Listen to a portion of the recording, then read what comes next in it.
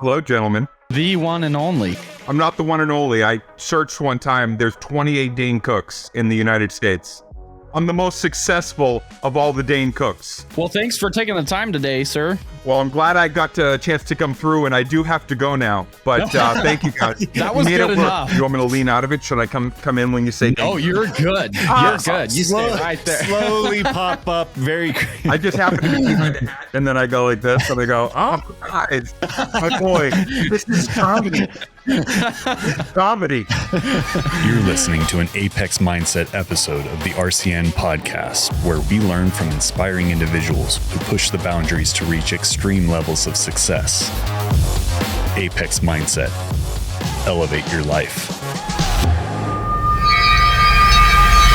On this Apex Mindset episode of the RCN podcast, the award-winning stand-up comedian and film actor Dane Cook. I was a kid who had a lot of deep-rooted anxiety, a lot of confusion as to where my place was in the world. The first thing I remember stand-up providing was calm, and I think I identified immediately those people standing alone with the microphone speaking outward are looking like I am for the same connection. I was kind of funny at home, and so the idea at 14 or 15 that, hey, maybe I'll do an open mic after I graduate high school and see if stand-up is something that I can do. Once I was a few months in, that physicality, it was there. I think it was love of the game. I can't believe I'm doing it. The fact that I can even speak in front of a crowd made me want to do everything. I took full advantage, and I threw the kitchen sink in when I was up there, and I would do anything I could to get the laugh. I had no plan B. I had no fallback on. That's when I told my family, I'm not doing this for halfway anymore. I want to be one of the best. I want to make it to the history books. I want to do something in the holy shit never been done before business.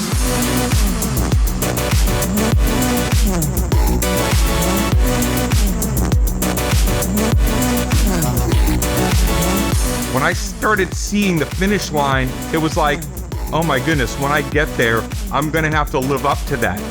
Who am I? What is my true philosophy, personal constitution, perspective? And if you don't have that knowledge, and you're saying, how do I get there so I'm ready for victory?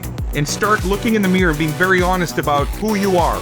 Be human, be present, be real right now, today. And the sooner you get right with yourself and sweep your side of the street, success won't be so scary. Oh, my Yes. Lanta. Cheers. Cheers. Hello, gentlemen. The one and only. I'm not the one and only. I searched one time. There's 28 Dane Cooks in the United States. I'm not the one and only. I'm the most successful of all the Dane Cooks. Okay, cheers to that. There we go. We appreciate you joining us. We're excited to talk with you and bring you to our community today. So thank you for joining us. First of all, why do you sound like one of those computer-generated voices during the intro? We are Matt is AI. happy here today on the network. I do get told that I might be AI, but I don't know. You're an NPC, as we now say in the Warzone community. In the Warzone community. We'll have to talk more about that in a little bit. That sounds like a thread. No, about the gaming there. Oh. Thanks, guys. It's good to be here. So the way we like to start these, we like to dig into your story a little bit. Our podcast and our show on the Apex Mindset is about digging into the mindset and the backgrounds of people who have done something incredible. So, risen to the top in their industry. And Dane, we recognize you as that, especially in the comedy world. You introduced me to comedy. I was not big into comedy, and back in my high school days, me and my friends, you were the only comedian we listened to. So when I got the chance to speak with you, I was like, man, this is the one guy. If somebody asked me, name somebody in comedy, the only person I name is Dane Cook. Dane Cook. I like that it was actually through hearing my comedy, because the introduction made it sound like I literally introduced you to comedy. I walked you into a club at 15. I said, oh boy, this is comedy. Comedy. Well, that's how it felt, I guess. So comedy, my child. I appreciate that, man. I got to tell you, when I put out that first album, the first one I did, Harmful If Swallowed, I thought it was a calling card and something that maybe like would help me for a year or two. And then I kind of thought, man, I don't know how many of these will end up being in people's CD players at the time, or maybe MP3 players. But, the fact that it made an impact after what we're probably going to dig into, like a lot of tough, really hard, confusing, meandering years. It was nice to finally have something that really made an impact that we can look at a cornerstone moment today. Yeah, no, that's amazing. And so I'd like to start back, and I know that obviously you have so many stories and such a history, but can you take us through in a couple minutes the journey for the people that maybe don't know your story, the journey of like what your childhood life was like, and a little bit of the story that took you into your first time getting into comedy? And you want me to do that in 2 minutes? Just a few minutes. Yeah, I mean, we can be here for hours. You were the one who said this looks like a game show. Go. That's the challenge. It's the bonus round. Okay. All right. It all started when I was 15 years old. I was watching Saturday Night Live, and I thought, you know what? This looks like a bunch of funny people that hang out all the time, and I'd like to go there and participate. The reality is this: stand-up comedy. Ready? Watch me downshift into like the most serious. I was a kid who had a lot of deep-rooted anxiety, a lot of kind of knotted up, pent up confusion as to where my place was in the world. I didn't know if I belonged with the kids on the playground. I didn't feel like I belonged in the classroom. I didn't feel like I belonged sometimes in the neighborhood. I felt like I was like the true definition of an introvert, and I didn't know how to connect. But I knew the one thing that connected to me was comedy. And when I would watch stand-up, when I was, 13, 14, 15, I felt calm.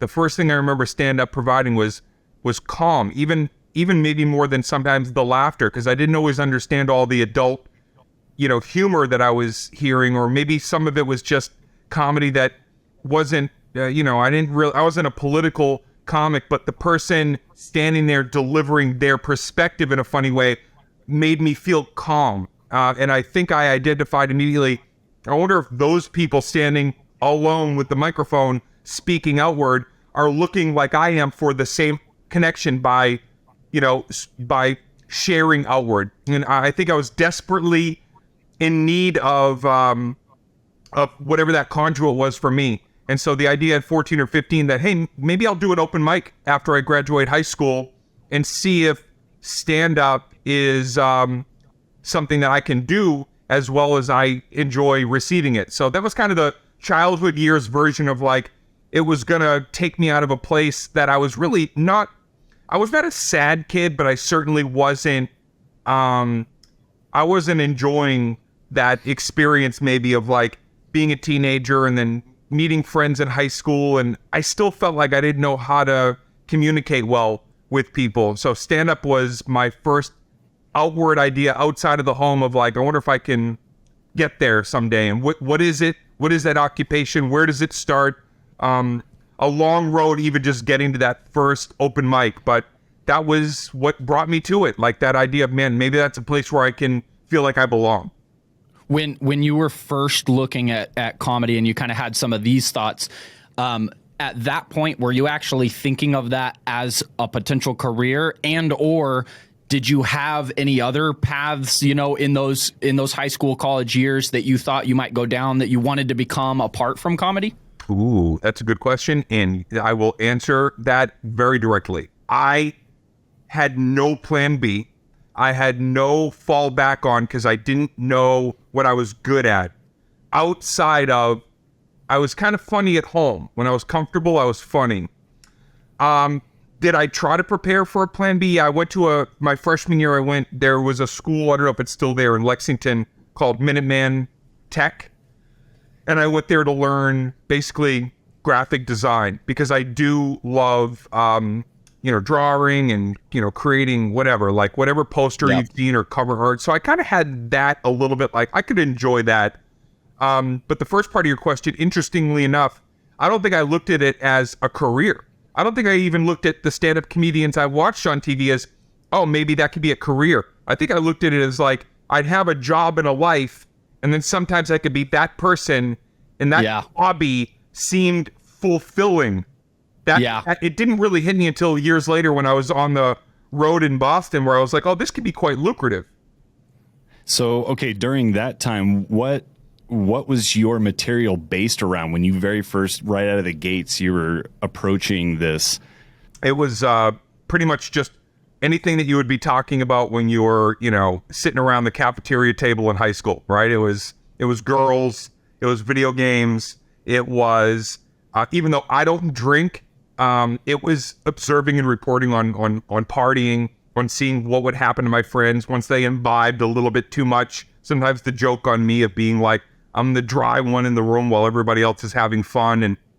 And so it was observing and reporting, but a very small circumference, which was my life at that point. My life at that point was, high school, and then graduate, work at a pizza place, and then sometimes go out and do stand-up comedy. So I hadn't ventured far on into the world to have a great repertoire of material, but the stuff that I did have, coupled with an unbridled energy that when I hit the stage, that maybe not the first time because I was trying to figure it out, but once I was a few months in, that physicality, just, it was there. I think it was love of the game. I can't believe I'm doing it. And it was probably also like the fact that I can even speak in front of a crowd made me want to do everything. Physical, great vernacular, oversharing, cursing, being naughty, being like anything I could do to get away with that in that 15-minute spot before I had to go back to being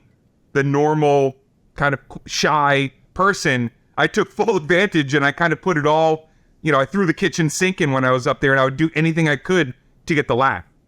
Okay, this brings up a good point, because like just what you were doing, you're bulleting all of these different things that you were aiming at. What were you observing during that time? Like how were you approaching comedy that you believe kind of set you apart from other people? Oh man, well shit. At first I was observing that there was a lot of greats in comedy, more than I'd even experienced on television. In fact, way more greats even locally that in many cases were even funnier than what I'd seen on TV.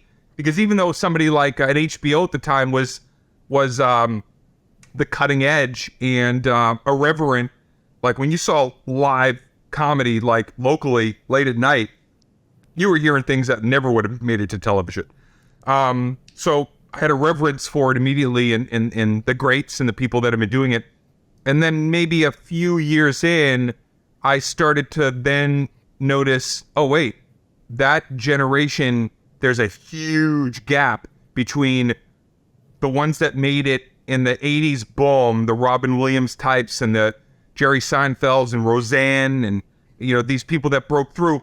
They became so big that in their wake, there was a lot of people that, although funny, they didn't have the same poignancy just because the era was so, it's like being the space shuttle and then for a decade they go back to just rockets. It's like, no. Like, we're still mesmerized by that interpretation. I realize, oh wow, I'm of a generation now that when I go to these colleges, they're saying I've never seen a live stand-up show. So I'm the first of a new era, and that's when I realized if I want to, if I'm going to be really candid, that's when I told my family I'm not doing this for halfway anymore. I want to be one of the best. I want to make it to the history books, and if you support me in this, I won't take it halfway. I want to do something in the holy shit never been done before business. And my family was like, we want to be on that ride. And they were really, really great and supportive. But that's when I kind of saw it. About 1993, I was like, I'm at the forefront of the next group that might make an impact in stand-up. So it was like, oh wow, okay, let's see. It's either going to be an epic fail or it might be something really dazzling. That's awesome. Yeah. Yeah, I think a lot of people have that fear and disconnect of like thinking that they can't become something successful, or that they look at those greats and they're like, I don't know how they did it, but they kind of just put this wall up and they don't even think about pursuing it. A lot of people just get stuck in their normal route of life and like they think that that's a whole nother level. And And I love you bringing that up of like, there was a new era when you were going to those colleges, you were the first time of a lot of those people seeing stand-up comedy. True. And I look at that and I'm like, if you look at the most successful, most followed people in the world, and you look at like the social medias, which is another thing we talk about where that became a powerful tool for you. You look at social media, the most followed people have a few 100 million followers. And you start breaking that down to like semi-successful, like 10 million. How many people globally are there to entertain? Like, there is so much capacity. I'm on the game show. I thought you were asking me that, and I had to. A real number. We're going for double round, Dane. Can you do this? I'd like to daily double and answer that question. I think it's a. Spin the wheel. Hey, you just said something. I want to just quickly, if you don't mind me interjecting. Yes. The reason why I feel like a lot of people, I've been around a lot of successful people. I've been around a lot of people that are pioneers. I've been around a lot of people in my career that lost their success, but still maintain, of course, dignity in a wealth of mentor information. There's, I know people at all these levels. Most people, it's not that they don't believe they can succeed. I think a lot of people allow themselves to not go forward because the realization is when you're successful, not only is that more work, but you have to be more honest about your strengths and your weaknesses. And I think that's the hardest thing about life, whether it's your occupation or love or anything. If I do this and I succeed in it, I have to show up as me. I can't fake it till I make it anymore. I can't put on a facade. And the idea of success, and by the way, I had that even early. When I started seeing the finish line, it was like, oh my goodness, when I get there, I'm going to have to live up to that. Who am I? What is my true philosophy, personal constitution, perspective? And if you don't have that knowledge and you're saying, how do I get there so I'm ready for victory? Start journaling, do your therapy, get into meditation, ruminate, and start looking in the mirror and being very honest about who you are. The things that you don't like about yourself, maybe you need to forgive.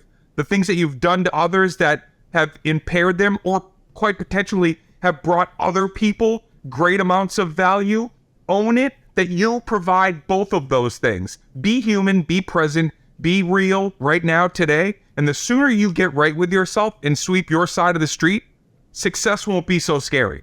Okay, so like in doing research and like really diving in to you, I just started growing an appreciation over and over and over again. You were talking about affirmations. You're talking about all these things that I geek out on. When did that journey begin for you? Was that like right around that time where you're jumping into comedy and you're like, well, I'm going to have to start like mining for material? Like, when did you really start looking at what you were and what you were going to become? Yeah, affirmations and like all that kind of, it's been a part of my life for so long that when you ask the question, it goes all the way back to when I was a kid and I was still trying to untangle those knots and figure out like where I belonged and being kinder to myself. I was really hard on myself. There's a lot of self-loathing even when I was a teen. And I'm not trying to woe is me, but I want people to really understand that like you can be in a crippled mental state and you can come out and not only be just fine, but better from it.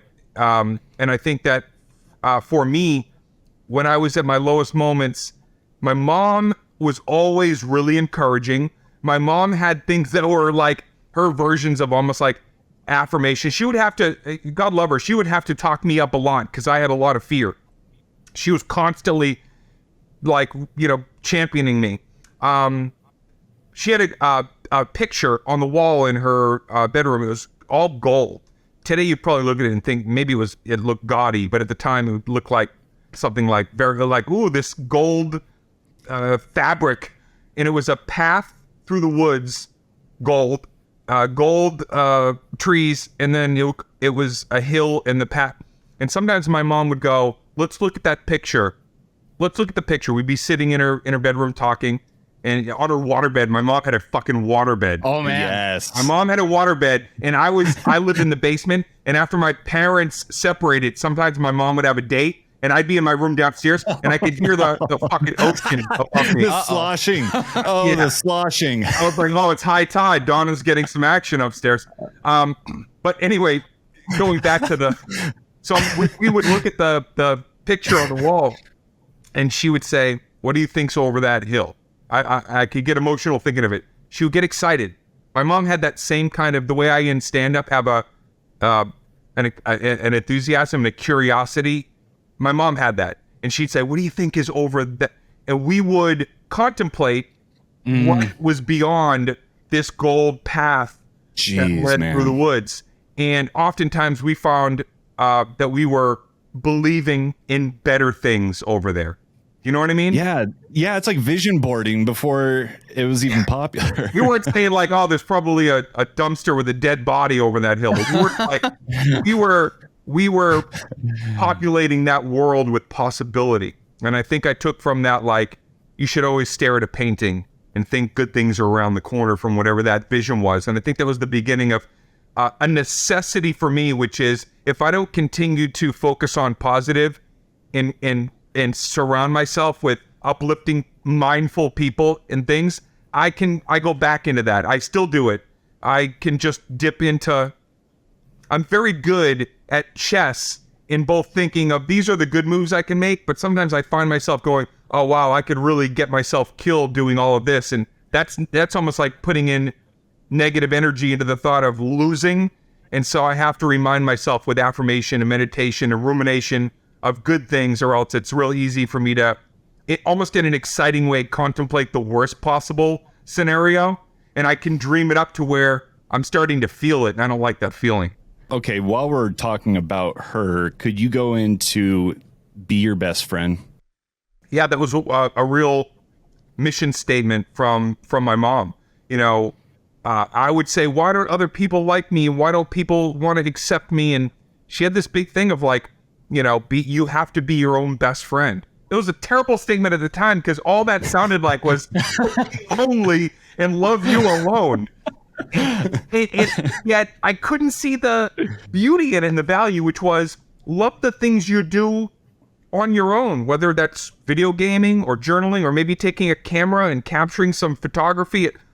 Love your own company, and then people will love your company. People will want to actually be around you. If you're trying to be in everybody else's situation, but you don't have sense of self, what's going to happen? You're going to feel awkward. They're going to feel awkward. You're not going to get invited back to that participation because, you know, you make it weird. So I think for a number of reasons, that simple kernel, and it's something that even when I mentor people, I can identify sometimes somebody who does not like themselves, but they have a lot to offer the world. And I can see that, and I can say, I think you need to work on just enjoying you, you know, enjoy what time that you have getting to know, wow, I got a lottery ticket win to be in this world. I have life. And we're always looking what fulfills my life, instead of sometimes going, I'm here. What am I here to share? And so I always think starting with like building friendship with yourself first. And once you know that person, you can do so much more. That's so good. I'd love to touch on the you talk about being a pressure player, like this idea of, you know, when you were starting, and even, I mean, not even just starting, but all the way through, the anxiety piece but when you got on stage, you got to be your real self, and like it let you kind of have that power. And it's something that, hearing you talk about that too, I've identified even in my own self. Like when I go to events and stuff, if I don't know people, I am the guy like leaning on the wall. Even though I'm a podcast host, I host a conference, I'm popular in our circle. Like sometimes that person that you would think, oh, they're top of my, like they walk in confident. Sometimes off stage, that's not the case. Oh yeah, some of the largest figures that you and I and society knows, when you start learning their mechanics. For example, I knew somebody who worked early in her career when Whitney Houston first became the biggest voice. You know, when she was at her breakthrough moment, this person worked with her for years and said she threw up before every time she sang. she was physically sick, scared. You wouldn't think that, so poised and incredibly, courageous in that voice. And yet there she was with a bucket getting sick. Yeah. It's the trepidation and fear. I think sometimes it just balances out in life. I think everybody is capable of having a moment where they go out and they can feel like they have a shining moment. I think everybody can feel like a moment of insignificance. And it's just trying to find the mechanics to get back to center, to realize both of those things can be. With you overcoming that and learning, because even just the first time of getting on stage, a lot of people are scared to even just do that first time. How today people that are, they have anxiety, they're scared to walk up to people and talk, they're scared to step on stage and try this. What do you tell those people to encourage them in their journey? That's the hardest part, man. I'm very precious about how I mentor, because I think that part of the journey of this life is really figuring out, with the artifacts that you take from your own experiences, how to then move forward. Just like in comedy, I don't tell somebody what's funny or how to be funny or you should do this, or I just try to protect your integrity so you can, in the journey, try to identify the things that you want and need. It's so different for everybody. I'm a pressure player, but I'm not let me just, for people that don't understand, that means I'm the son of an athlete. My dad was a very gifted, confident as hell athlete. He also served in Korea. This is a guy that I was sensitive. My dad was on the other end of it. He was like a bionic, this incredible ability to just put himself out there. But I have, thankfully, the DNA. And so what I found was, when I got on stage, the one thing I really shared with my dad from athleticism was, I'm a competitor. I don't realize how much I am a competitor until I'm in the moment competing. I have the luxury of not being a competitor that wants to beat you. I don't actually really like to compete, except if I'm playing like racquetball or something fun like that. I'm not a life competitor. I'm a, what am I capable of exceeding in my own expectations competitor, which is great, because then you're not constantly looking for somebody else to have a trajectory over them, which would be absolutely exhausting. And when I see people live like that, I'm like, you don't want to try to leapfrog everybody you see all the time. It's just, that's not how you want to live. But dialing it back to, well, how do you proceed forward? Or one of your listeners is like, oh wait, I'm not a pressure player. Well, that is where you have to figure out whatever the math or the core of like what makes you tick. Because if you're not a natural pressure performer, then you have to find out like, okay, what are the things that make me feel like the most together when I'm in front of people. Or maybe it's not in front of people. Maybe it's in a conference room or in the lab or wherever you are. Like, what puts you at ease to feel like you can quickly pull the decisions that you've educated yourself on, quickest. And for me, it's pressure. I like pressure. I'm better. I actually learned in high school, I was better when I did my homework walking into the classroom and try to quickly learn versus spending 3 days studying. I would ace a test if I studied for 10 minutes quickly, but if I prepped and wrote and rewrote. In comedy, early on, if I tried to rewrite, the joke wasn't as funny. If I took the shell of the idea on stage and put the pressure on myself, I found authentic moments that connected me with a crowd in a way that felt more meaningful. So you have to find your tempo. You have to figure out for you what works for me in that moment.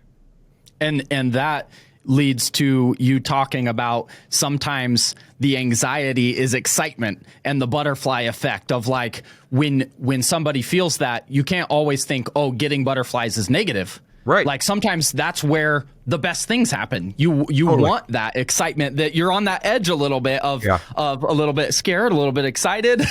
But right. I love you talking about that. Just means you're getting closer to something real. Just means you're getting closer to actualizing something. I do a lot of self-actualizing as well. And it's like, that's where that exists. When you're feeling when your heart starts racing, your throat almost starts to close, your eyes are going back, you know, back and forth, and you're trying to figure out, like, man, how am I going to be okay in this situation? Man, once you have the mechanics of whatever brings you the calm or the understanding that you're okay, you're not going to be hurt in this situation.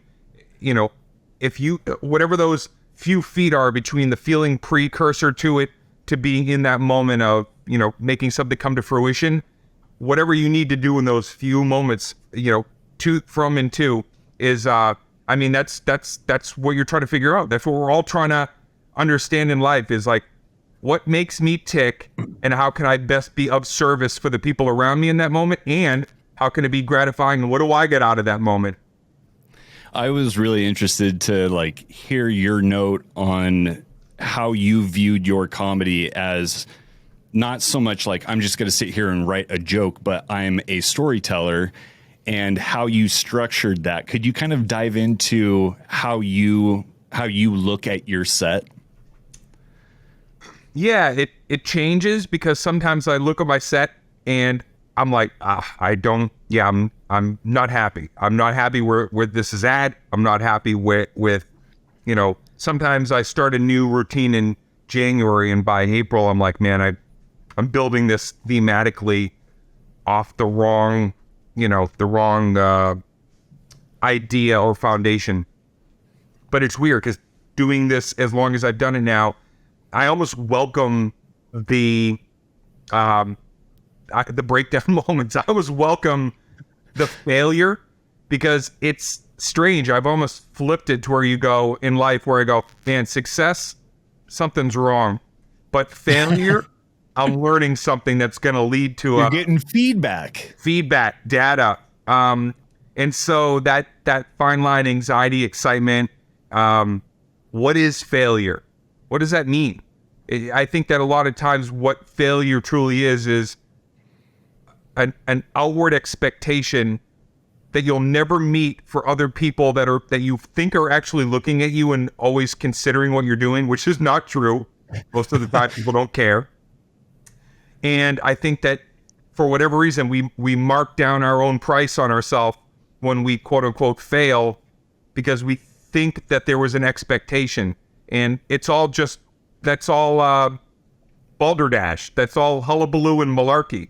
The failure and the breakdown moments are the absolute finite seeds that are the beginnings. You know, the 3 months of the bad set that I had wasn't the beginning. The beginning was in April, when I went, damn it, I'm building a set that I'm never going to want to film this or share this beyond.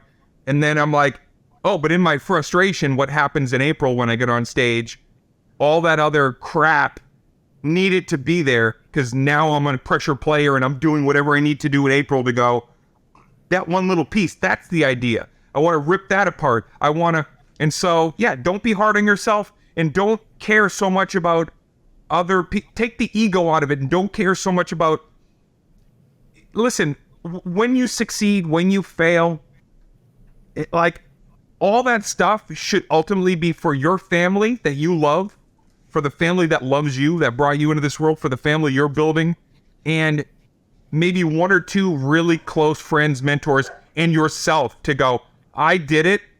I get to take that energy with me for the rest of my life. And when it's all done and nobody cares about what I did 30 years ago, I'm gonna have that energy. I'm taking that with me to know I lived the best quality life I could. And I figured out, maybe I didn't figure out myself entirely, but whatever the journey is and the challenge of this life, I delved into it. I took the hits, and I accept who I am, good, bad, highlight moments, and sometimes missteps. And I didn't do those predicated on what you think I should have done or who I should be. I did it based on my gut and where I think that I wanted to take this journey, this one lottery ticket of life. I took it where I wanted. Like, I'm 31 years into my comedy career. I'm taking this where I want to take it. I'm taking my family where I hoped I would be able to. And it doesn't mean that, guys, tomorrow, I'll tell you, I have a bright idea today that might be a terrible idea tomorrow. But it doesn't mean I'm not going to try to set something else in motion and go, okay, I already accomplished this. Let me start over with this. I might be terrible at it, but something in me wants to try. And try is where I get the most excitement in life. Not even success, not even things fall apart. I'm cool with both. I've had epic failure. I've had epic success. But if I have a try idea that I get excited about, I'm like telling my fiance, I'm like, Yeah. I'm going to build out this thing. And, I've done this, but a couple of people are kind of sort of helping me. They kind of get it. Like, oh my goodness, that's where the embarrassment of riches of life really come into play. And if you can honestly, to anybody listening, if you can look at the I call it like the 8 spots around you, like the 8 important pieces of real estate, the people, the businesses, the things that you keep close to you. If you can stand there and really look at those things around you and go, what don't I need? What could I fill this space with that I don't love this. It doesn't love me. It's not working. I'm holding on to it for reasons that maybe I just don't want to look like I wasted my time, but like, let it go. Open those spots around you for people with possibility, for things with that need to be calibrated, recalibrated. Life will be so much better if you just get the fucking bullshit away from you and just allow yourself to be at the center of things that are loving, optimistic, possible. It's not going to all work, but I will tell you, even if it doesn't, it's better to have something fall on its face and to be able to know in your quiet moments, hey, you know what? Even though it didn't work, we all wanted it to work. Instead of looking around you and going, I actually surrounded myself with people who didn't care in the first place. What would have happened if I had people around me that really did? Think all that stuff, man. Just being in the truth and being real with who you are and surrounding yourself with people that are like-minded. On that note, I had 2 thoughts to go back to, but on that note, do you then agree? I mean, I think it's a common saying out there of like, you are the sum of like the 5 people you spend the most time with. Kind of, sort of. I mean, I definitely think that it's also seasons in evolving and allowing people to come and go and you to come and go from people's lives. I think a lot of people get stuck with, these are the things that I have and the people around me, they must stay and remain. And then and even in family, we do this sometimes. Like, we're holding on so tight because we think this is the clan that needs to be together the whole time. These are the items and the things. No. Things can come and go out of your life. People can come and go out of your life. It's okay. So the 5 spots, I don't know if I believe, because you're a different person. Forget year to year. We're different people daily. We go through a myriad of emotions. And so I try to keep things and people around me that are also a myriad of emotions in a constant state of not flux, but change. And that allows me and all of us to be more malleable and move with life and not feel stuck. You can feel stuck when you go, there's all the stuff around me, and then you're kind of in the middle, like, now I must protect and keep everything here. And it's like, that's a job in itself. So no, it's about like allowing the ebb and flow of life, and hopefully you're surrounding yourself with people and things that also want to grow and evolve with you and away from you. In my relationships, I want friendships, I want people around me that it's like, I support you and I'm here to be a soundboard and help you. You do the same for me, but go off and do what you need to do. And when we revisit, we'll be right with each other. We'll be able to share about like, what did I learn? What did you learn? And I think that's a more valuable way to live your life instead of trying to hold on to the 5 spots or 8 spots around you. Totally agree. And my second one, back on your note about like those ideas and those things that you get excited about, when it comes to throughout your career and even up to now with that, how quickly do you make decisions when you have an idea? Like, do you spend a lot of time going through, like thinking through it? Or when you're like, hey, this is something I want to do you make a decision? What does that process look like in your mind? It's both. I've had both knee-jerk reactions, and suddenly I'm calling people and saying, am I capable of this? Can you help me with this? I don't know computer jargon. Can you help? But I've had things that I marinate on for years. I mean, like, for example, I've been a video gamer my whole life. Like, that's probably my golf. That's probably my... Same. Yeah, it's a lot, and even going back to like when I was a kid, it was the one thing I could do alone that I didn't feel lonely. You know what I mean? before you could be online with other people in the community, it was like, there was just something about the fantastical ability to jump into a world. But anyway, I spent years thinking about, man, maybe I should build out a hub for myself in this community, because I love gaming. I look at it all the time online. I watch videos, I watch other streamers, but I wasn't participating in it because I was like, I didn't know. Could I bring value to this space? It brings a lot of value to me. And once I finally, after years talking about it with Kelsey, and finally she was like, you just try, just go for it. So that's an idea that took, we're talking years and years. It was on my mind of like, I wonder if I could engage with my community of fans that are also gamers away from stand-up. And so I'm at the beginning of a new journey, just 70 days into being like in this Dane Cook Gaming. Dane Cook Gaming, yeah, that's me. You've brought up multiple times, like, what am I providing? Is that of value? And I love that focus. And I think that's kind of like when I grew up watching comedy and really studying it. And it was very apparent right away whether someone actually had something to give, or if they were like, I'm just getting up here to get attention. But you never came across that way. It was always like, okay, he's understanding. Could you kind of describe your process for setting your intentions? It's nice to hear you say that, because one of the hardest parts about breaking through is I think I once said, like, once you're in the public eye, that small lane of people that loved and believed because maybe they were on the whole journey, now you're exposed to a lot of people that don't like it, don't get it, don't want to see it. And so it's funny because that moment for me was so fulfilling, but then at the same time, it harkened back to a lot of my insecurity, especially when I first started my career, to be like, oh man, like there are people that and even some comics that I valued and respected, like they don't like me.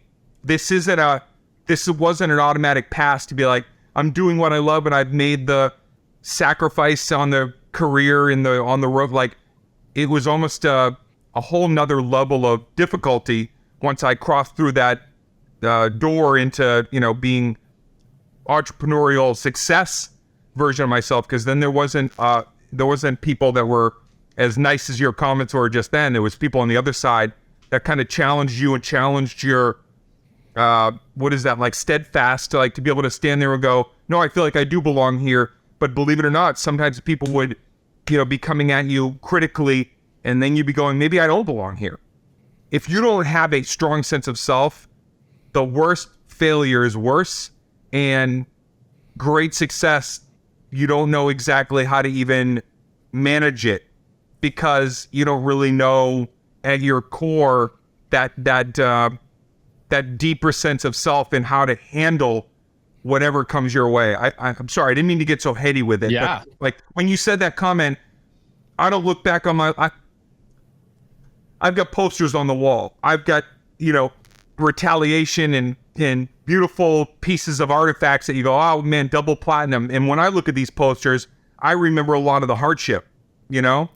And I look at it and I can go, that was my saddest moment in life. And I can look at that beautiful placard and go, that's an indication of a hardship that I made it past. And that, to me, isn't a album on the wall to say you sold many. That was, you made this despite the things that were impairing you, and you thrived from it. And so it's nice to hear a nice comment like that. But it's also important to just, like, I try to make sure that people understand when you're listening to somebody who is sitting here going like, I made it. It's not, there is no making it. Yeah. It's constant deconstruction and reconstruction. And that's where you have to learn to love your life, is within that moment. So I appreciate the nice compliment, but I do look back and go, making it to that level was almost like, I don't want this. I don't want to be despised because I do what I love. Because there was other people saying he didn't work hard on it. He's just up there flailing with no mission, and he just clicked one button on MySpace and somehow sold out Madison Square Garden. He cheated. That was a shortcut. And so it was like, oh my goodness, like, yeah, even with that beautiful breakthrough moment, nothing in life. The yin yang pendulum swing of life is it's got to keep you constantly in that center, and you can't be on one side or the other too long, or else it's everything kind of falls over. Okay, you're bringing this up, and it's reminding me of something that you had mentioned. It was advice or a way to look at life that you got from Kevin Costner when you were going through a really hard time. Mm-hmm. Could you kind of expand on that? Yeah, I did a film called Mr. Brooks with Kevin Costner, who I was like stunned and shocked that I got the job working opposite him, William Hurt, Demi Moore. But Kevin I worked with every day. And I was just being around him. I mean, I looked at him as we're talking about what we're talking about here. I looked at him as like the example of, man, this man took his career, not only did he, Academy Awards and big, beautiful Dances with Wolves, but took some, epic hits, did a couple of movies that were like just so badly maligned that you would have thought like, it was just a personal attack. Like we need to destroy him for making a bad movie. And it was just the amount of, that he withstood, but at the core of it, he made Tin Cup, he made Field of Dreams. This guy made me laugh and cry. He did The Untouchables, Dances with Wolves. And now I'm sitting with him. And I'm sitting at a lunch and I'm going through, my mom had cancer and it was really brutal. It was like she was putting up the good fight, but it was, having at her, especially that week.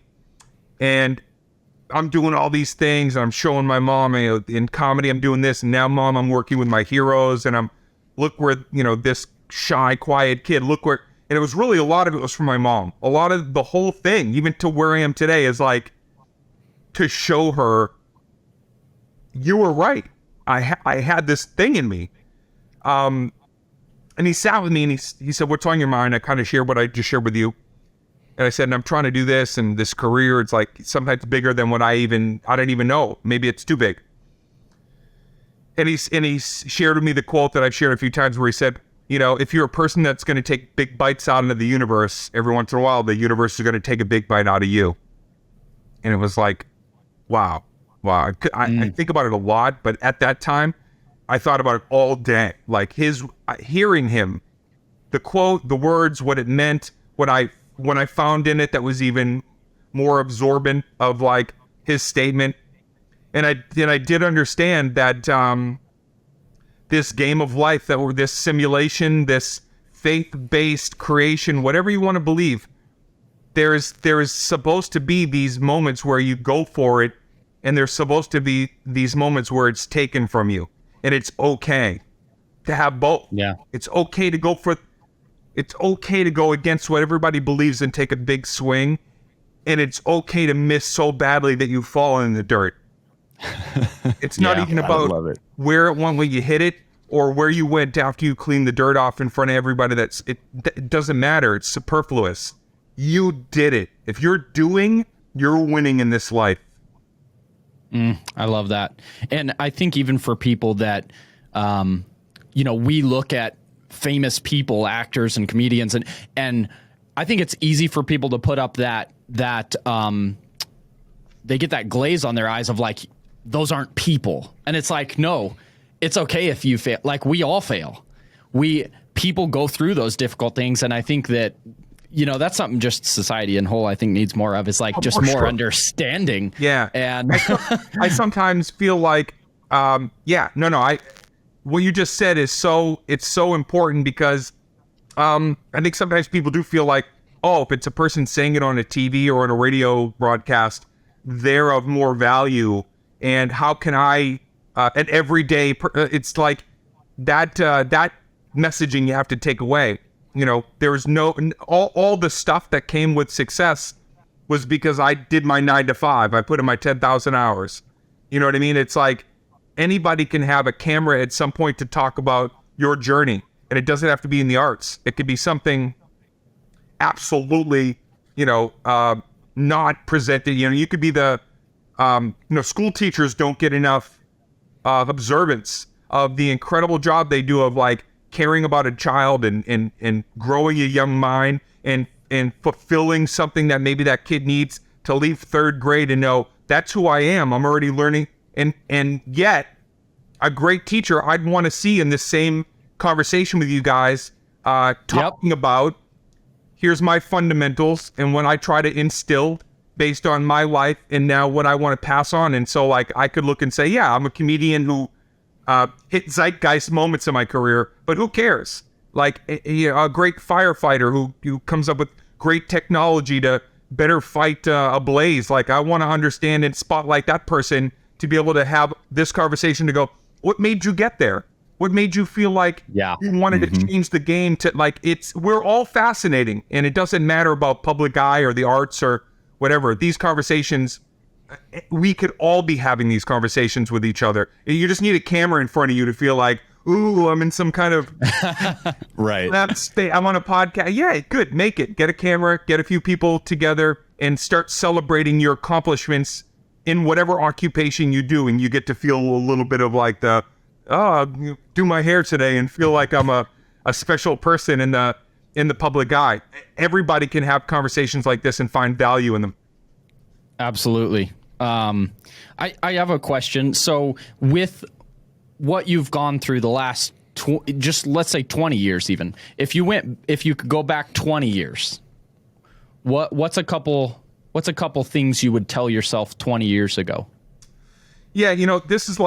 This conversation is, if we had like a round table of like 15 or 20 people, it would be a debate, right? Some people like, everyone has regrets, and other people like, everything leads you to where you are today. Like, yeah. And I'm both. I've had moments where I regret that I couldn't have had more time with my family. I regret that I couldn't have, had better, sense of self to be able to accomplish things away from comedy in my 20s. Like I could, woulda, shoulda, coulda, a lot. We all can. If I could go back, I think more than anything, maybe just reminding myself to be mindful of the time away from the drive of the career and just enjoy, Sunday fun day, whatever your favorite little cheap food is, and you get to look at the person you love across and watch, an episode of, Last of Us and go, man, I'm alive and kicking and appreciate that I'm in the today. I think early, and we all do this, by the way, it's like I'm telling advice that like is probably not changeable, but I'll say it anyway. So much of our young life is thinking about what you're supposed to be doing tomorrow and second guessing what you did yesterday. And man, if you can pull that in and just enjoy a day, that's what I would tell myself. Just try to enjoy more present moments. You had talked about 5 words and 5 things that are very powerful for you and like that you look for in people that you surround yourself with. I got them. Go for it. Yeah. Mindful, thoughtful, collaborative, compassionate, and caring. Yes. How did you come to those specifically? Oh my goodness. Some of them were things that I was not doing, things that I was like, I'm putting myself in a league of my own, and I'm not being mindful of, maybe some of the things that I could be doing to, be of service, you know what I mean? Be of service to my community or friends.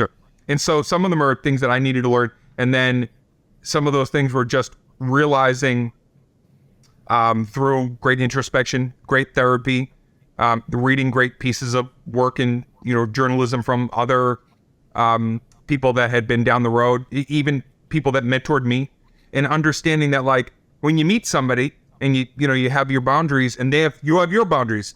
Now we have to kind of figure out together, like, do we jive? Can we hang? Are your boundaries, are we too alpha the ball? Is there, are we able to complement that? Or there's a number of things that would keep us from kind of the, not being able to, gel. And so I went on this period in my life where I was in a constant observance of how people were treating me and how I was treating other people. And that was directly connected to about 10 years earlier, where I would do only comedy. I would spend a Monday walking around in a place that I'd never gone, strictly thinking of funny. I'd go to a farmer's market and go, what are things that are funny about a farmer's market? And I go, and that's all I do. Monday was my day. I go to a carnival. I go to I'd walk into a fucking hotel that was having a convention, and I'd sneak in and I'd watch a convention. I only interpret comedy. How are people treating each other in this convention? How are they dressed? Whatever. And I just try to, Mondays were my day to absorb comedy. 10, 15 years later, I was like, I should be doing that with life, and I should be observing how am I communicating to people, and are the people around me, do I have the right kinds of people around me? Because there was a period of my career where I let anybody close, not understanding that being in a position of success, that some people were there glomming on for the wrong reasons, and they were like a succubus. They were just pulling energy, or they were nefarious and they were taking, quite literally sometimes. But so from there, I learned about what mindful really was, and read up on it and really understood, like, there are things that you can do to see if the people around you that say they love you are truly there for the right reasons, and being mindful. And then what thoughtful, and the whole list, and where that, and there used to be more, but what finally brought me to those are things that once you understand them, you can know that you're putting those things forward, but you can also understand, and you'll be tapped into the frequency of those are the kinds of people that you want around you. And now here's the kicker. Not everybody is mindful, thoughtful, compassionate, collaborative, and caring. It's impossible. We're all fractured, and people are going through dilemmas, and we're broken, and then we have moments of, and so really it's also knowing that sometimes when one of those things is potentially missing from incoming or out, maybe that's where you give a little more compassion and try to help a person to understand. Like, I've had to go to people and say, you're not thoughtful. What? Well, I can tell you this, and this. And even if they go, well, fuck you, and they leave your life, what's amazing is sometimes that person, well, I'm old enough now that they'll come back and they'll go, thanks for being so stark. Yeah. Nobody told me. And when you said that, by the way, some people may never or haven't, but the reality is you want to try to be those things. And I try to live up to both being it and receiving that, even though it doesn't always add up. But those are, I think, the principles for me of the kind of people, places, and things that I want around me. That's awesome. I know we've been on for a while. I still got a few more things, but let's lead a little bit into what you're doing now. So your special that's out, Above It All.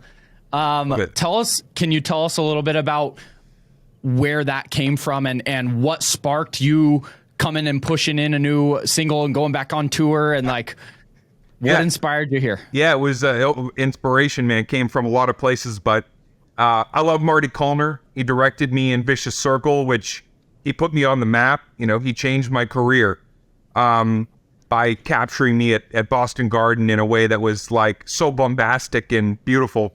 And then he helped me to cultivate Isolated Incident. He directed that special, which when I called him, I said, I want to do the opposite. I said, I want to do a small club, 300 people in one take, no edits. And he went, okay. He's like, that's an easy job for me. He basically just said, but he's been an incredible, he's just an incredible, he's a legend. I mean, the guy's going, and the fact that I called him up and said, you know, I have this idea, and I want to shoot something on my front porch, and here's why, and here's what this home means to me, and here's what I think is going to make it dynamic from what I think has happened with stand-up, which I don't want to get in the weeds with it, but I think stand-up went from being one of the most dynamic things that you could experience on TV to one of the most boring things. I felt like it was a lot of derivative and not inspired and thematic. I felt like some comedians it was almost like they weren't being done justice because they're very funny, but a cheaply managed production was almost devaluing them. And then some comics were being slotted right next to people that weren't ready for prime time. And if you unfortunately, the way life is, put 10 people that are kind of mediocre around one person that is fantastic, and if that production value isn't great, what I was seeing was it was sending a subliminal message that your brand is less. And you don't get a lot of moments in life to actually excel in your brand. So I try to tell people, you know, you're going to make sure that when you're ready to record that special or whatever, make something fucking amazing. If you're, I live, my home is, I live in a part of Hollywood in the hills that I used to, when I lived, I had a little crappy apartment near a place called Barney's Beanery. And I used to look up to where my house is now. And I would look up there and go, man, I'd love the experience maybe of someday being up there, you know, living up there and looking across the beautiful lights. Right now I'm living next to this weird drunk dude who would have fucking fits in the middle of the night and kick his walls and I just have the craziest bonkers neighbors in this apartment. And finally found this beautiful home and poured my life savings into it and stood on the porch and said, I feel like someday I want to stand here and perform, not only because it's my first home and I earned it, but when I was like 11 or 12, I would stand on the porch and sometimes I would be funny when the neighbors came over. If I felt confident, I would basically perform on my porch. That was probably the first stand-up I did, was like, I'm standing at a barbecue and everyone's looking at me and I'm doing some stupid shit and making people laugh. And I felt like it was important to me to close that circle and stand on my porch and invite people into my home. And when I told Marty the idea, not only was he like super encouraging first, like, you should do it even if I don't end up doing it. And then we came up and once we talked about the landscape and what we wanted to do, and it's funny, we drove down to where I used to stand and look up into the hills. I was like, I want to show you, this is the old spot I used to live in. And why I thought I needed to be in this place in my life. So it's very personal, but it's also big. I wanted it to be big and dynamic and beautiful aesthetically, but it's also a guy standing on his porch telling you about some of the hardest moments of his life in a very funny way. And so it's a culmination of 30-year victory lap of stand-up. It's a culmination of working with the best of the best, again, with Marty Kullner. It's a culmination of wearing my Arlington High School hoodie. That's who I am. I'm the kid from Boston that you guys helped put me on the map. And so it's a lot, man. It's a lot. But hopefully at the very center of it, it's just a funny comedy show. It was very good. It was good. And I know we can't give away all the secrets. People definitely need to go watch it if they haven't, which they can get directly on your website. That's it, right? I just signed a distribution, so it's going to be in wide release, but I wanted to do it through DaneCook.com. I wanted to be my own Netflix. That's awesome. At first, I partnered with Moment, and we did a thing with Moment where we did like a live stream release of it. And then after that 2-week run, and they were great partners on that, but after that 2 weeks, I decided to not distribute it with a larger streamer. Also, too, because just for any young comics listening or young musicians, people that are in the arts, you know, these streaming deals, you got to be really careful.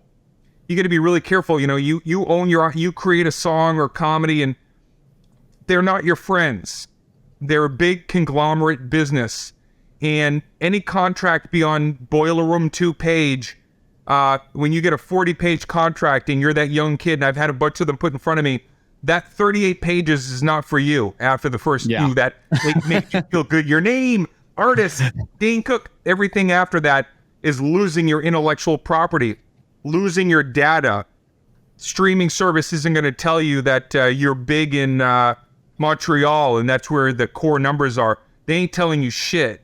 And you're never going to find out what your royalties and mechanical royalties are. They'll send you a check based on something that they won't even let you see the data and analytics on. So for all those reasons, if you can grow your own network and you can have the opportunity to have your name on a .com or wherever you are, I implore you to educate yourself in a little bit of legalese. And I'm so privileged to have been able to share this with my fans directly through DaneCook.com. And now I'm distributing it with a company. I don't want to say yet, but once it's released in a couple of weeks, I'm distributing it as I'm the boss. I get the data. I log into the admin. Me and my team get to watch in real time where it's making an impact and where maybe it isn't. And for all those reasons, I hope people support it because I want you to laugh at it, but also if I can be the template and the person who provides the playbook moving forward at why this worked and how it worked, so that you can own your intellectual property. I hope that I can share that next time we talk, how to do that a little bit better. Yeah, that's amazing. I think it's crazy. I mean, you've even seen over, like when you started on MySpace, bringing it on there and starting to use social and kind of build your own following and have a little more control. Like, think about starting today. For 2 years after MySpace, I sold Harmful If Swallowed out of my trunk, or I was a fulfillment center. I was boxing it and I would send it out. For 2 years, I would log into my first website and I could log in. I could see my sales. Like I was a cupcake seller, like I could see, and then Comedy Central Records comes in and says, we want to give you a record deal, put it on shelves. And man, was I like pie-eyed and excited. I mean, who doesn't want to be like at the time to be in like Tower Records or, Newbury Comics or Strawberries or whatever, and it was the most exciting idea and prospect.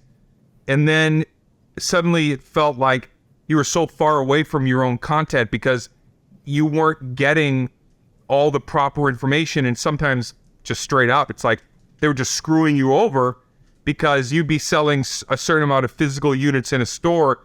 And when you would say, okay, I sold 500 across the country today, how many did I sell in this new digital world? And they go, 500. Same thing. You'd be like, oh, it feels like way more people these college kids are downloading. And I learned really fast, even though I'd signed a 4-record deal. And for the most part, I had a great experience with the record company. But I didn't know what I didn't know. And this day now, there are certain elements of my own catalog that I'm still fighting to get the data on or have some say or control of where it would be.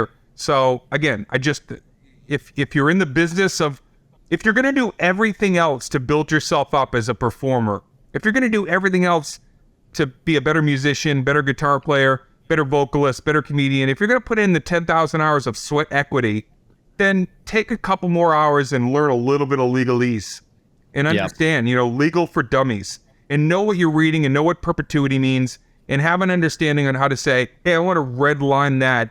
And I want to change that to, I can log into the website and I can see it with you guys. And if they say, oh, no. Run. Flag. Run.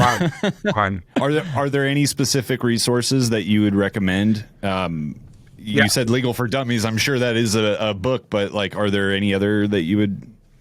Oh, it's on it. Like Chat GPT or whatever this thing. Like, oh, yes. Yes. Dude, I use that every day.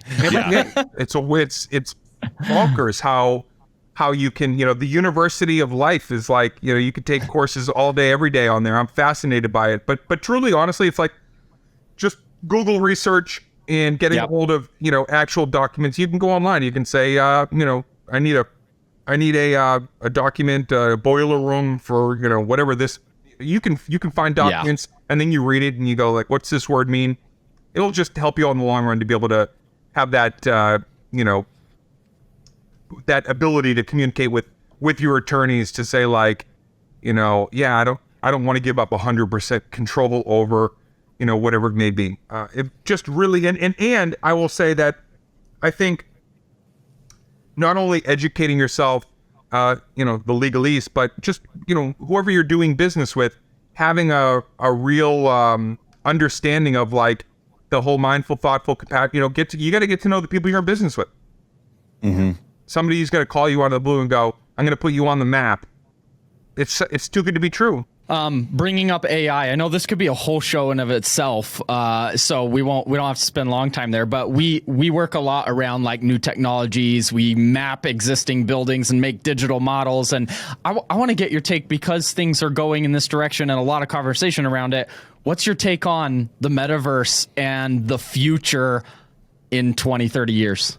Well, this is where I geek out because I love tech. I love it. I love it. And I also understand that we're in such a precarious time with tech because it's, it's accessing a lot of information, beyond maybe like what we want to be putting out there when we log in.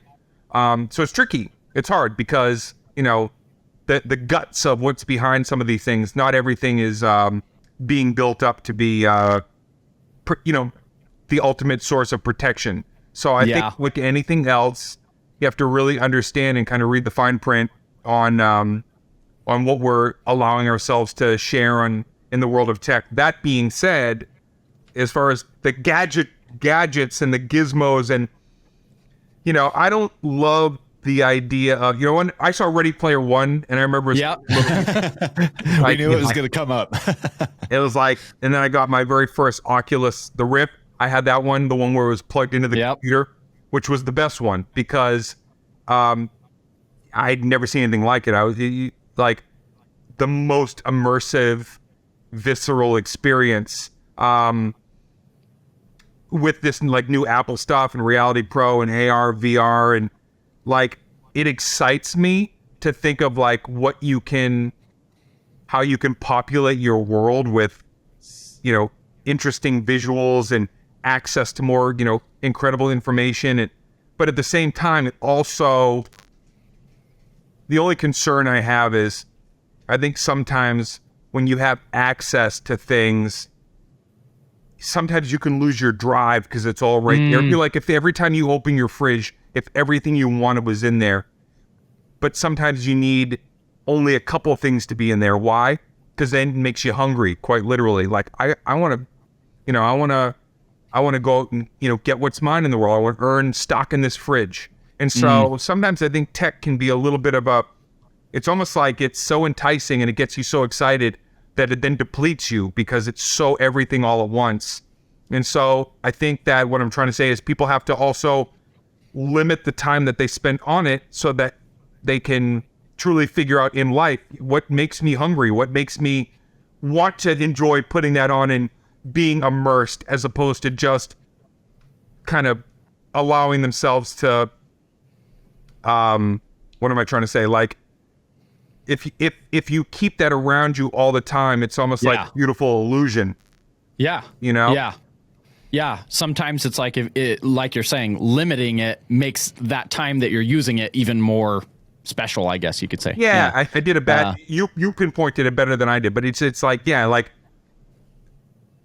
even gaming, like it's a reward for me for the work I do in my life. Yep. And then when if I jump on a game and I've had 3 days where I've done like next to nothing, like for myself or somebody else, which doesn't happen often, I don't enjoy it. And so I love these ideas of like where all of that can take us. You know, I'm excited about this Apple idea, but then you hear eye tracking and the worlds it's going to create around you, and you start to like, if I'm a person that isn't already in my lane, what does that mean for somebody new who gets so overwhelmed with all this stuff? And then you take that off and like, really, where are you? Where are you before you put it on? You know what I mean? Where are you in life? And I hope that people, and young people especially, will continue to go like, I really want to cultivate my actual existence, and then let that additional tech be a reward or an accoutrement for the things that I built for myself in reality. Okay, then my question, we don't, you know, we're not going to live in the metaverse yet, but do you think we should have a Dane Cook special in the metaverse, like a show at some point here? Would you perform virtually? I don't love, well, because comedy is so with a crowd. It is, you're right. You know, nothing feels like it. I've done everything from movies, TV, you know, I've done, you name it. Nothing. Stand up. Nothing. But I will tell you, not to plug Dane Cook Gaming exclusively on Twitch, but that feeling of creating a cinematic moment in the game that's fun and exciting because it's a cliffhanger. You know, am I going to win or lose? And then being able to be funny within it. And I have a community that is like my fans and new fans. In a way, yeah, like in that realm, I enjoy that. It's like, oh wow, a big community gets together. The other day I said, where is everybody tonight? I had about 1,000 people watching me play some Warzone. I had everything from, you name a corner of the earth, and people were there. I was like, wow, this. I'm doing when I did the I did one night where it was about 12,000 people watching me. I'm like, I'm in an arena that's filled with people from around the world, and I'm being funny. And sometimes I get to be a little bit, or pretend to be enlightening, or think I know something. It's a good question. Sometimes I have a pretty good answer. But the reality was, I felt like I was of value in there. I was like, man, I'm entertaining. It's of value to me because I love this. And I got to be funny and dramatic, and the game was funny and dramatic because sometimes I stink and sometimes I'm fucking awesome at it. So you kind of live in that moment of like, what is this one going to be? Is Dane going to be funny because he's not doing well? Or is he going to be confident because he's killing it? And at the end of that run, you get people, thank you. Like it was a show. Thank you. I'm glad I spent a couple hours with you. Nice to take off put the controller down and go like, but now I get to get back into life and earn that next moment. And I hope that we fans and people listening to your show and you guys as well realize that like, what you guys are bringing to this, this set and to this, portal that you guys have created, it penetrates even more if the things that you guys do away from it in life is then brought here, and the fabric of that will be felt, even if it's not discussed. You feel like a real present feeling with somebody who, you ever like, I met like a dude one time, he's a fucking, I just say he's an adventurer. This guy's like, I was cliff diving, and then I went to Thailand and I was, I did some treasure hunting. We found these Mayan, the first, and he was telling me all this stuff. And the next time I saw him, I felt adventure when I saw him. Yeah.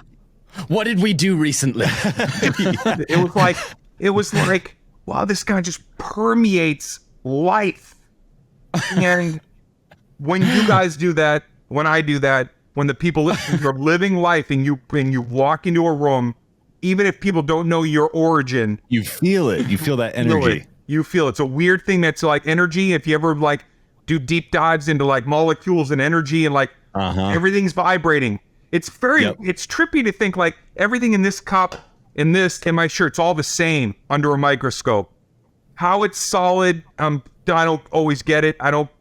But whatever that vibrating energy is, we do carry it. So when that dude that I saw that was the adventurer walked into the room the next time, it was like, damn, man, he changed the climate of this room. Quite simply, not because I don't think he was this adventurer, because he was a person that like lived so much life that I felt like it was just wafting off him in these moments. So that's what you want to be, what I want to be. And then that'll kind of like absorb into whatever else it is that you're doing, say, on your program, for example. You just made me think of when you were saying he was so adventurous. The next time you saw him, I couldn't help but like picture you talking about, I felt like I was in the Civil War. I went straight into that. I am the adventurer. Like, what did we just do? Yeah, man. Like, well, it's funny. I'm 50. I'm the old bull in comedy. And I will tell you, it's like I had to finally realize that, oh man, like I used to dream of being like those people, and now I am. I can walk into a room and I kind of wear my heart on my sleeve, and you can ask me questions. I'll tell you about epic failure. I'll tell you about high watermark moments. And now I get to be that. I hope that people understand that, like, I'm a welfare kid from outside of Boston, a rough upbringing, every kind of personal phobia and anxiety, not a lot of phobias, but a little phobic and a lot, and built myself up to a person that, like, I know when I walk into a situation, I got some stories to tell, It's cool. It's cool to finally go like, oh man, I earned my stripes, and all I want to see is I want to see other people earn their stripes. I get I get a kick out of the things that I create, like doing above it all, or I get a huge kick out of it because I love trying, but I get even more ramped up when the people around me are at the starting gate and they go, I have an idea and I think it's starting to come together. Like, man, that gets me like so enthused that other people are at the beginning of earning their stripes. Okay, we're talking about energy and connecting, and I had this question as I'm like going through all the different venues that you've done. You've done arenas and you've done things that are small. What, like, outside of just like how much attention it's getting, what is your favorite scale of audience so you feel that connection? I don't know if I have a favorite scale of audience, because there's something really great about on a Tuesday night walking into the Improv and there's 55 people there. Yeah. You actually just go, how you guys doing? And somebody goes, And then you go like, me too. And it's like, okay. And then, you play these great, beautiful, like a Beacon Theater, or I just was in Boston back at, I still call it the Wang, but the Bach. An arena is like an event. I'm going to do Mohegan Sun in April. It's like, it's an event. They all have different outputs and inputs. So it's like, I don't think I have one favorite, but there is something that's still really glamorous about walking into a comedy club in front of a couple of hundred people with a bunch of things that are funny. They're not the funniest and they're not fully there yet. And experiencing those first laughs in a tiny little room with a low ceiling. It's weird. I played every arena. And I still, when I am in my car driving right down the hill to go to one of the local clubs, I get the same buzz that I would get if I was driving to Madison Square Garden. I get excited. I'm like, ooh, I get to try out these new ideas. Yeah. 200 people. How often are you doing that, trying out new material? Like how many jokes would you say or stories are you kind of thinking about or mulling over in like a month period? And sometimes sometimes it's never-ending ideas. Sometimes it's never ideas. There are definitely, moments in my career where I wouldn't say, even in like a writer's block moment, I guess I don't refer to it as that, but what people know as writer's block, I like my version of that is getting on stage and saying, I have nothing to say. I have been finding humor in the fact that I have no humor within me, and I try to dig it out. But I will say when you're firing on all cylinders, and again, this is just for comedy. This is anybody listening. Only you know if you're firing on all cylinders. Only you know. So you got to answer the question, and then you have to act on it, which is, give me the ball right now. I got it. I know I'm going to score. I've got it within me, and nobody else is going to know that but you. And for me in stand-up, there are nights when I'm like, nothing is not going to work tonight. I got it. All my ideas are going to come to fruition. And then there's other nights where literally as they're saying, ladies and gentlemen, Dane Cook, I'm going, what do I start with? I have nothing to say at this moment. But when you're firing on all cylinders, again, this is where all the precursor, listen, if you're ready to fire on all cylinders and you've got your big idea and it's time to level up and you're ready, but you have surrounded yourselves with a bunch of chumps and people that want it, mediocrity rules. And unfortunately, some people, when they're not ready to be exceptional in themselves, they're content with being mediocre and they just want other mediocre because that's safe. And if you're mediocre with them, but you're ready to fire on all cylinders and you've surrounded yourself with people that aren't going to be like, go for it, dude, do it, then you're in trouble. So prep yourself for the day you're firing all cylinders. Because I know when I'm feeling that, my girl comes in and she's like, I know that look, go get him, do it. I know that you live for these moments, go for it. So have those people around you. And when you feel like you're ready to deliver, whether it's in front of a stand-up comedy crowd or whatever it is that you're doing, when you're ready, give me the ball moment, you make sure you have people around you that go, you know what, you've done it for me, here. What do you need from me to support you right now? We get it. We see the fire. Go for it. Love it. Well, I know we've been on for a while, so I want to wrap up here shortly. We really appreciate you coming on today. So yeah, man, I finally got to do this. This has been great, man. You were trying to get the tiger by the tail for a long time. So I appreciate you guys being cool, calm, patient, and now here we are on your soon-to-be famous game show. There we go. I appreciate it. Well, again, DaneCook.com for your special. Yeah. And then your tour coming up. You're going quite a few places. Yeah, the Perfectly Shattered tour starts in March, goes through April. We're already adding a bunch of dates for October to November, but we're not announcing those yet. It includes Parks Casino, one of my favorites, Mohegan Sun Arena, one of my favorites, the Chelsea at the Cosmopolitan in Vegas, which I've done a bunch of times. We're going to live cast one of the shows. I don't want to announce that one yet, but you'll be able to watch one of the shows live from a certain location. So a lot of fun. And I hope that everybody comes out and sees some of the great openers that I have. I have some new talent that I think people are going to want to know and follow. You know, it's great to be able to break new talent and give people their moment to shine on my shows as well. That's awesome. Well, thank you again for coming on. We look forward to seeing you here at some point, and thanks again for everything you're doing. Glad to see your journey continuing. And honestly, I know we didn't really get into it either, but with your new relationship and just seeing you happy and continuing your journey, man. Absolutely, man. It's, I feel very blessed and very grateful. So all I want to do at this point is put that into an incredible tour and bringing people, especially coming out of this crazy couple of years that we've had. I think it's really imperative that we all just, get behind each other, and anything we can do to provide some entertainment or escape, I'm totally into. But I want to thank you guys again for having me on, and continued success with the show. And I look forward to seeing where you guys take this as well. Thank you. Awesome. Thanks, Dane. All right, fellas.